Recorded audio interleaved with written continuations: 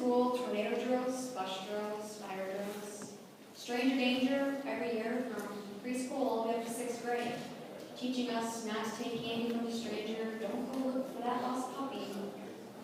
We learned in school nowadays bully intervention, internet safety. And I still have actually my little DARE card. What did DARE teach us? DARE taught us the 8 ways to say no to drugs.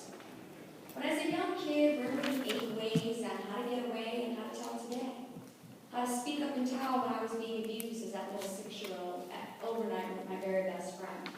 As her uncle came into the bedroom and for the very first time, not last, sexually abused me. I didn't get the message in school to speak up and tell. These are secrets you don't keep.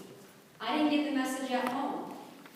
The only message I got as a kid was, you keep this a secret, I'll hurt you if you tell anyone.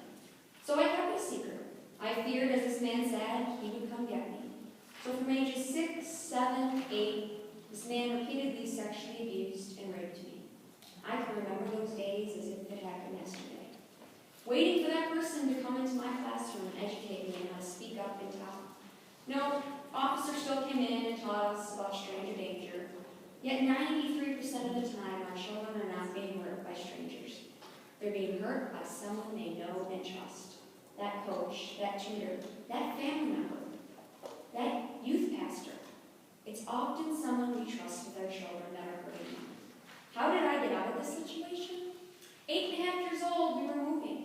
Going to a new school, I was never going to see this monster again. Little did I realize moving was getting me that much closer to the next perpetrator in my life. No, not stranger danger, like I had been taught year after year. No, this time someone even a lot closer to me, a family member. I now at age 11 was waking up to an older cousin sexually abusing me, telling me, Erin, this is our little secret, you'll destroy our family if you tell anybody. You got no proof that I'm doing this to you. So once again, I'm now keeping this secret, locked away in my childhood diary from ages 11, 12, 13, Christmases, birthday parties, Thanksgivings, and often 1 or 2 or 3 times a week we'll be visiting my aunt and uncle that live just down the street from us. I was keeping this secret because nobody had ever educated me on safe touch, unsafe touch, safe secrets, unsafe secrets. The areas covered by your swimsuit, nobody ever touches you there, and if somebody does, you tell. And you keep telling until it stops. The only message I got, and what millions of children that are being abused around this world get, is from the perpetrators. You keep this a secret. So how did I finally find my voice? No, it wasn't the educator telling me how to speak up and tell. It was my little 11-year-old sister coming to me and telling me this same cousin was sexually abusing her. You see, these perpetrators don't stop after one victim. They'll do it to as many as they can get away with. Look at Jerry Sandusky. Look at how many people he abused before he was caught. What Erin's Law does, and why I'm here today speaking to all of you, is it teaches kids preschool to 12th grade personal body safety. Educating kids, if you're being abused, you report it. You don't keep this a secret. You will be believed. Educating our educators on the warning signs to look for. The proper ways to respond when a child discloses and reporting it. It educates the parents on continuing the conversation at home. Now I'm maybe sitting here thinking this is a conversation that belongs at home, not in the schools. Sadly, parents stop the conversation at stranger danger. Whenever I have a room full of parents and ask them who have talked to your kids about stranger danger, all 600 hands will go up. Who have talked to your kids about personal body safety? The differences between safe and unsafe touches. I'm lucky if I get 3 people to raise their hands. And it's those 3 mothers coming up to me afterwards as I'm signing books, telling me I was abused as a child. I don't want my children to go through this. So we can't leave it in the home. What's one of the places kids spend most of their time? Schools.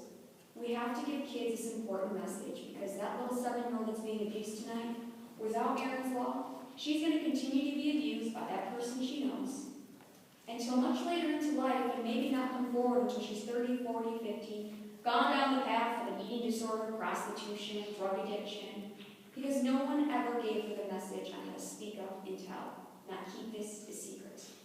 I made it my mission in my home state of Illinois to do something negative or do something positive out of this negative thing that happened in my life instead of staying angry and bitter at my perpetrators and pass Erin's Law.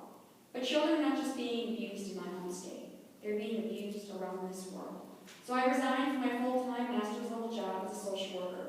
I'm going state capital to capital, testifying on Erin's law to legislators just like you, hoping that you will pass this, giving kids the voice that I didn't have as a child.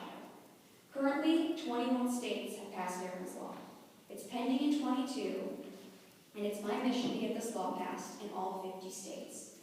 See, my innocence was stolen as a child, my trust was taken. The one thing I've gotten back from these men is my voice. And it is that voice I want to make sure every child has. So I'm hoping, hearing me today, that you will give the children of Ohio that voice. Ohio is particularly special because my husband was born and raised here in Columbus. So I want to ensure that all my nieces and nephews will one day be taught this law. And some of the success stories that have come out of this law in other states that it's passed, I had a police department call me and say, Erin, we just closed a case with a 12-year-old who'd been abused by a family member for 4 years. We asked her, why are you finally speaking up? Her response, we learned Erin's law in school, and I told my teacher after class. I had a teacher contact me a few months ago. Erin, I just want to let you know we just did 2 days of presentations to our elementary kids on Erin's law. And on the second day, we had a 3rd grade boy in a self-contained classroom disclose that he's being abused. And just last week, there was a story in the headlines, a man sentenced to 40 years in prison for sexually abusing 2 family members. Why did the kids disclose? Because they learned Erin's law. It's working. Without this law, as I said, children are only going to get the message from the perpetrators. So I hope you will see the importance of this and pass this law, because as I tell legislators in every state, I'm not going away. I will pound on your doors until we pass this law. Thank you. Thank you very much for testifying today and for sharing your story. We commend all the work that you've done, and it's noble work. You know, it saves lives. So